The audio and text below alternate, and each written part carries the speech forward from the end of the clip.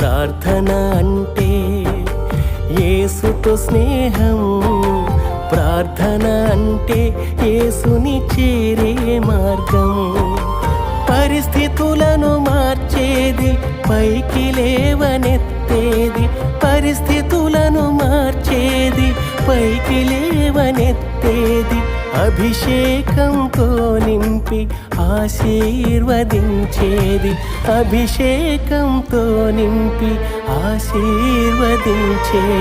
ప్రార్థన ప్రార్థన ప్రార్థన నిన్ను పరమునకు చేర్చునది. ప్రార్థన ప్రార్థన ప్రార్థన ప్రార్థన నిన్ను మహిమతో నింపునది. ప్రార్థన ప్రార్థన అంటే యేసుతో స్నేహం.